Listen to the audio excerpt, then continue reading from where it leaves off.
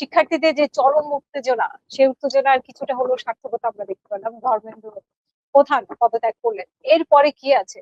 এরপরে কি? আপনারা যেভাবে সহজ সমীকরণ করলেন, অনেক মিডিয়াই হুম, করেছে, তবে আপনি বোধহয় করবেন না এখন আমার বক্তব্যের পরে। এটার কোনো হুম, সহজ সমাধান নেই।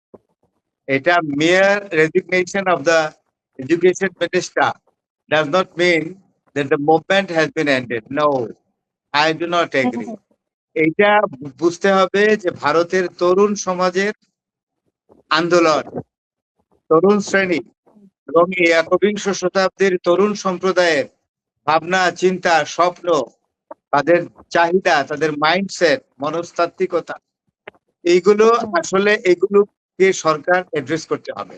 এটা শুধু ভারতের সরকার নয়, ভারতের মিস্টার নরেন্দ্র মোদীর সরকার নয়, পৃথিবীর যে কোনো দেশের সরকারই যদি এই ইয়াং জেনারেশন বলতে আমরা যেটা বলি ইংরেজিতে, বাংলায় বলি নবীন শ্রেণী, প্রবণ শ্রেণী, নবীন শ্রেণী বা নতুন প্রজন্ম, যেটাকে আমরা বলি সুন্দর করে, হ্যাঁ, যে হুম, এদের যে আপনার এদেরকে যদি আপনি রিড করতে না পারেন, এদের হুম, মনকে যদি আপনি বুঝতে না পারেন, এদের চাহিদা কি সেটা যদি আপনি পূরণ করতে না পারেন, এবং এদের মধ্যে যে যুক্তি তর্ক থাকে সেইটাকে যদি আপনি অ্যাড্রেস করতে না পারেন, এবং হুম, রাষ্ট্রীয় পলিসি যদি আপনি সেইভাবে নির্ধারণ করতে না পারেন, তাহলে যে কোনো সরকার, পৃথিবীর যে কোনো সরকারই এই সমস্যার মোকাবেলা করবে, আন্দোলনের মোকাবেলা করবে। একটি জিনিস মনে রাখা হুম, দরকার, যে তরুণ শ্রেণী হলো সবচাইতে সংখ্যাগরিষ্ঠ শ্রেণী।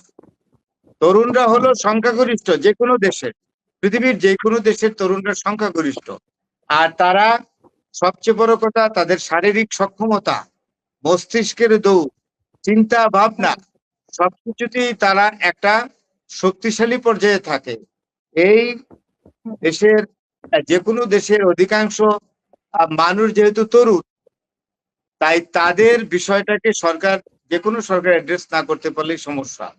আমার মনে হয় হুম, যে ভারতের নরেন্দ্র মোদীর সরকার, তাই ভারতের তরুণদের যে যুগ যন্ত্রণা, সেটা অ্যাড্রেস করতে পারেনি। হুম, যার জন্যই হুম, হুম, আজকে যন্তর মন্তরে দেখলাম অনেক বিরাট আন্দোলন, এবং একটা জায়গায় কিন্তু বিজেপি খুব স্ট্রিক্ট ছিল। কোন জায়গায় স্ট্রিক্ট ছিল? যে তারা এই হুম, মন্ত্রীকে, অর্থাৎ মানে ধর্মেন্দ্র প্রধানকে তারা পদত্যাগ করাবেন না। কিন্তু শেষ হুম, পর্যন্ত দেখলেন যে না, অবস্থা বেগতিক।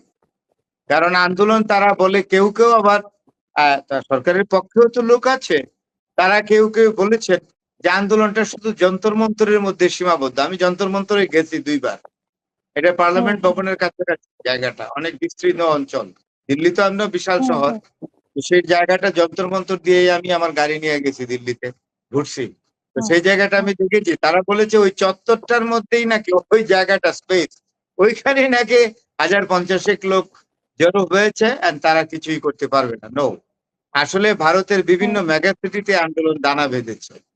দানা বেঁধেছে হুম, কলকাতায়, পশ্চিমবঙ্গে, দানা বেঁধেছে কেরালায়, দানা বেঁধেছে আপনার আপনার কি যেন বলে, হায়দ্রাবাদে, দানা বেঁধেছে কানপুরে, দানা বেঁধেছে এই আন্দোলন আসামের গুয়াহাটিতে, করেছে আগ্রা, তারপরে করেছে আপনার জব্বলপুর টব্বলপুর, বিভিন্ন শহর, মেগা সিটি যা আছে সব, সব জায়গায় তো আন্দোলন, ভোপাল টোপাল সব জায়গায় হুম, তো হুম, হুম, ডেমনস্ট্রেশন করেছে। এগুলো ভারতের হুম, মেগা সিটি। হ্যাঁ, আহমেদাবাদ গুজরাটে হয়েছে, যেটা নরেন্দ্র মোদীর নিজের জন্মস্থান। হুম, আহমেদাবাদ, হুম, হুম, গুজরাটে আন্দোলন হয়েছে। তাহলে বাকিটা রইল কি ভারতের বলেন? All are the mega hmm, cities of India where hmm, demonstrations have been found to hmm, demonstrate hmm, against the government. তো এইটা যে শুধু নরেন্দ্র মোদী সিদ্ধান্ত নিয়েছেন ভালো কথা, আপাতত কমিশনটা একটু কমেছে, কিন্তু আন্দোলনকারীদের হুম, বক্তব্য কি, যে আমাদের আন্দোলন শেষ হবে না। শেষ হবে না বলে জুড়ে দিয়েছে কোনটা জানেন? যে বর্তমান যে শিক্ষানীতি ভারতের, এটা পরিবর্তন করতে হবে। হুম। এবং মানে এই শুধু যে প্রতি শিক্ষামন্ত্রী বছর, পদত্যাগ করলেই হবে না, শিক্ষা হবে না, পদ্ধতিটিও শিক্ষা নীতিটাকে পরিবর্তন করতে হবে। এই যে শিক্ষা পরীক্ষা নেওয়ার যে পদ্ধতি, এটাকে পরিবর্তন করতে হবে। আমি ওইটা শিক্ষা, মানে পরীক্ষা পদ্ধতি পরিবর্তনটাকে আমি খুব জটিল মনে করি না, সরকারের জন্য এটা করাটা সম্ভব হবে। কিন্তু শিক্ষানীতি, এই যে হুম, নরেন্দ্র মোদীর সরকার যে শিক্ষানীতি নিয়েছে, এই হুম, শিক্ষানীতি ভারতে কখনোই গ্রহণযোগ্য হতে পারে না। কেন পারে না? এইখানে সবচেয়ে বড় কথা ইতিহাসের বিকৃতি ঘটছে। প্রকৃত ইতিহাসকে এখানে লুকানো হচ্ছে এবং বিজেপি থেকে যে প্রেসক্রিপশন দেওয়া হয়, যেভাবে ইতিহাস লিখতে বলা হয় সেইভাবে ইতিহাস এখন লেখা হয়। এবং কিছু কিছু ঐতিহাসিক তাদেরকে বিজেপি গভর্নমেন্ট নিয়োগ করেছে শিক্ষা মন্ত্রণালয়ের মাধ্যমে, এবং তাদেরকে রিসার্চ করা, এই রিসার্চ পেপার গুলো বিজেপি সরকার নিজেরা প্রেসক্রাইব করে দেয় যে এইগুলা পড়ো। এইগুলার মধ্যে যা আছে তা পুরোটাই অধিকাংশই 90% হলো বিকৃতি, আসল কোনো ইতিহাস না। ভারতের যে আসল ইতিহাস, প্রকৃত ইতিহাস, সেই ইতিহাসকে আড়াল করে এই যে শিক্ষা নীতিতে এক ধরনের শিক্ষা নীতিতে এক ধরনের সিলেবাস প্রণয়ন করছে এবং নতুন ইতিহাস তৈরি করার এই যে লেখা শুরু হয়েছে, নতুন ইতিহাস লেখার যে প্রজেক্ট, এইটা ভারতের তরুণ সমাজ গ্রহণ করছে না।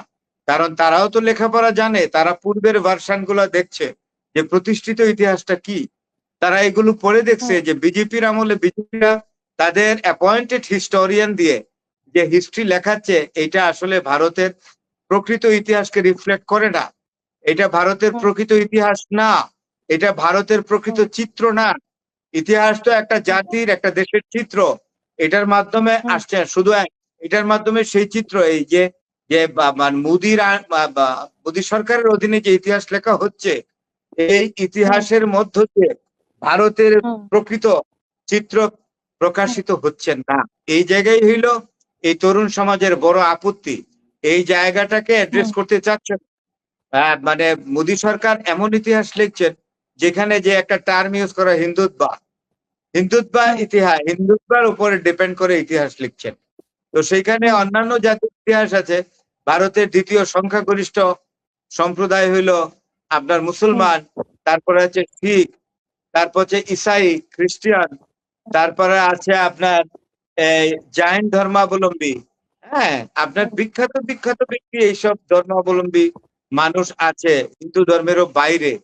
তো ইন এ সেন্স হিন্দুস্তানে যারা বসবাস করে তারাই তো হিন্দু, কিন্তু তাদের মধ্যে বিভিন্ন ধর্মাবলম্বী আছে। এই যে বললাম, ইসলাম ধর্মের যারা তারা মুসলমান, মানে গুরু নানকের অনুসারী যারা তারা শিখ, তারপরে মহাবীরের অনুসারী যারা তারা জৈন ধর্মাবলম্বী, কবিরের এক মতবাদ আছে, কবি নাম করা একজন প্রচারক ছিলেন, তার ধর্মাবলম্বী লোক আছে। তো এখানে খ্রিস্টান আছে, সেখানে বৌদ্ধরা আছে, বৌদ্ধরা একটা বিরাট শ্রেণী আছে ভারতে।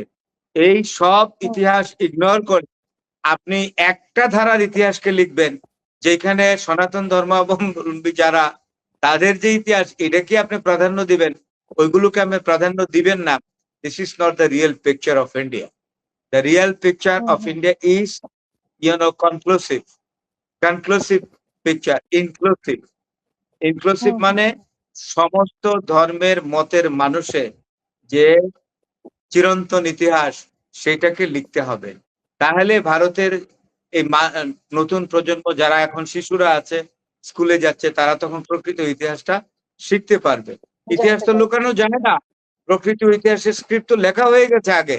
আমি তো ব্যক্তিগতভাবে মহেঞ্জোদারো, হরপ্পা, তক্ষশিলা, কাঞ্চি, নালন্দা, তারপরে মিথিলা, এইসব ইতিহাস এবং প্রাচীন ভারতের যে 18টা জনপদ, যেটা হিন্দিতে বলে জনপদা, সবগুলি হয়তো আমি চেষ্টা করেছি পড়াশোনা করার, এগুলোর উপরে পড়াশোনা করতে। সুতরাং আমার মতো একজন বাংলাদেশি মানুষকে তো ভারতের যে বিজেপি ইতিহাস, যে ইতিহাস লিখছে, তা দিয়ে ফাঁকি দিতে পারবে না। কারণ I have the opportunity to read the history of 4,000 years history or 5,000 years history since the time of Mohenjo-daro and Harappan civilization still today. তা আন্দাজি লিখে দিলেই হবে, আমি তো I will not accept this sort of distorted history of India. তো আমি তো একজন মোটামুটি বয়স্ক লোক, তাইলে যারা তরুণ সমাজ, তারা এখনকার তরুণরা অনেক বুদ্ধিমান, অনেক ট্যালেন্ট, তারা এটা মানবে না। তো তাদের এই জায়গাটাকেও অ্যাড্রেস করতে হবে, তাদের কর্মসংস্থানের ব্যবস্থা করতে হবে। আমরা যেটা শুনি দূর থেকে যে নরেন্দ্র মোদী সরকার কর্মসংস্থানের ব্যবস্থা করেননি, উনি অন্যান্য প্রজেক্ট, অন্যান্য এজেন্ডা নিয়ে ব্যস্ত।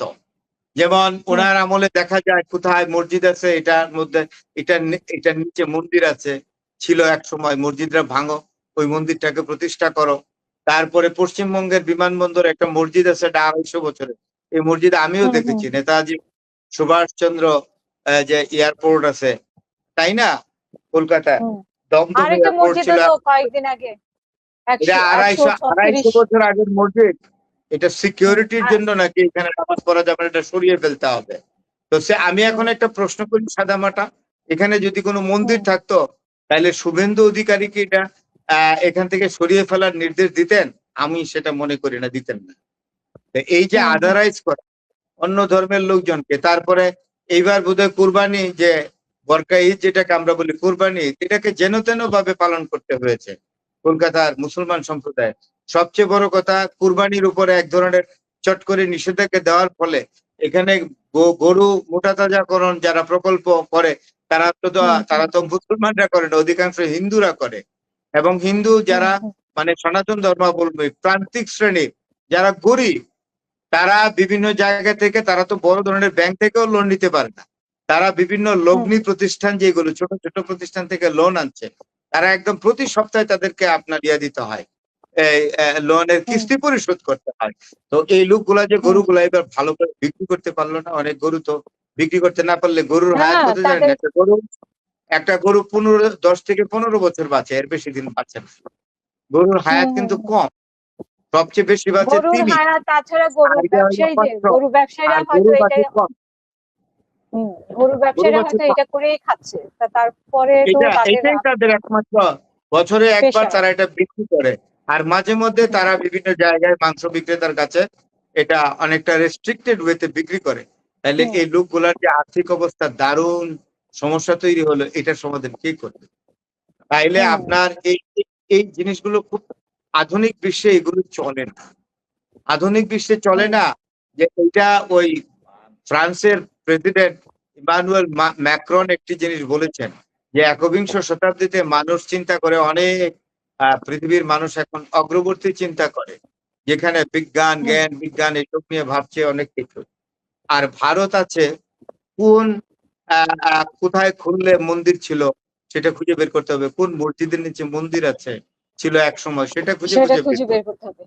আচ্ছা, এখানে এটা তো বলা আমার হচ্ছে যে কথা না, কক্রোচ। এটা ফ্রান্সের প্রেসিডেন্ট, হুম আমার কথা না, এটা ফ্রান্সের প্রেসিডেন্ট হুম ইমানুয়েল ম্যাক্রন কিছুদিন আগে এই মন্তব্য করেছে, হয়তো মাস দেড়েক আগে।